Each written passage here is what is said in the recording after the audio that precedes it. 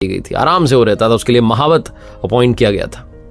उसके खान पान का ध्यान रखा जाता था, बढ़िया भोजन उसे कराया जाता था, अच्छे चावल खिलाए जाते थे।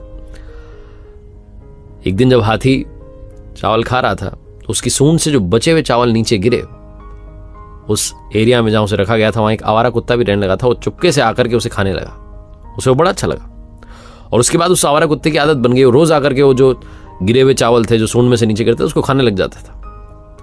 और अच्छा भोजन मिलने से वो कुत्ता जो पतला दुबला था वो ताकतवर होने लगा था, बलिष्ठ होने लगा था, मजबूत होने लगा था। एक दिन हाथी की नजर पड़ गई कि कुत्ता आकर के जो मेरा बचा हुआ भोजन है जो सूंड में से नीचे गिर जा रहा है उसे खा रहा है। तो हाथी को हंसी आ गई। अच्छे दिल वाला हाथी था, उसने कुछ नहीं बोला। 2-3 दिन और उसने ये नोटिस किया और आखिरकार उसने इशारा कर दिया कुत्ते को कि अरे जो मेरा भोजन है उसी में से कर लो ना, बचा हुआ क्यों खा रहे हो।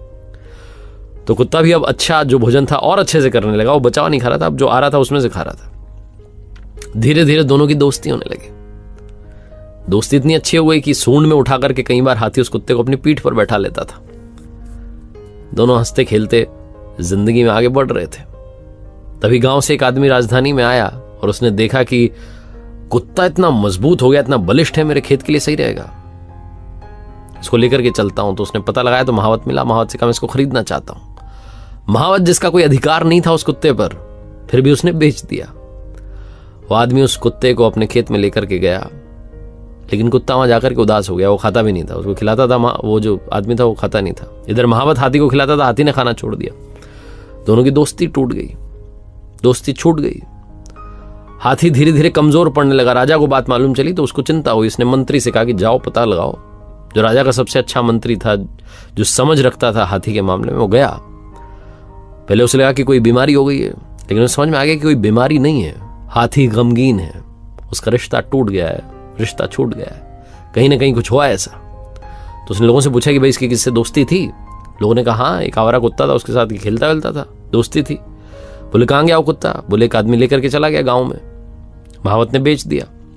मंत्री ने महावत को डांट लगाई। फिर राजा को बताया कि साहब एक आपको सुनने में अजीब लगेगा लेकिन हाथी की कुत्ते से दोस्ती हो गई। आवारा कुत्ता था, उसको एक आदमी अपने गांव में ले गया खेत पर। राजा ने कहा आप कैसे ढूंढेंगे। मंत्री ने कहा इनाम की घोषणा करवा दो। इनाम की घोषणा हुई। तुरंत उस गांव में उसको मालूम चली, बंदे को जो लेकर के गया था। उसने कहा कुत्ता वैसे भी काम तो आ नहीं रहा है, कमजोर पड़ता जा रहा है, इसको छोड़ के आता हूं।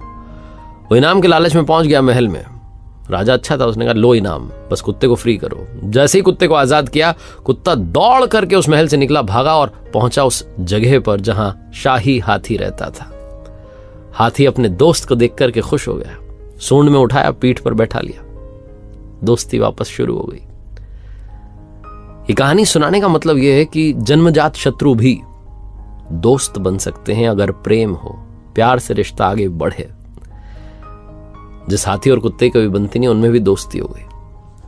कई बार हम छोटी छोटी बातों में आकर के अपने रिश्तों को, अपनी दोस्ती को खत्म कर देते हैं। जब जन्मजात शत्रु दोस्त बन सकते हैं तो हम दोस्ती तोड़ते क्यों हैं। जो दोस्ती मजबूत है उसे और मजबूत बनाइए, जो कमजोर है उसे मजबूत बनाइए।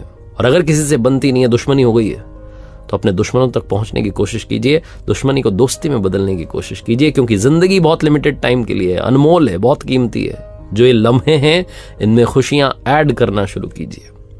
एक बार फिर से वही बात जो अक्सर आपसे कहता हूं, कर दिखाओ कुछ ऐसा कि दुनिया करना चाहे आपके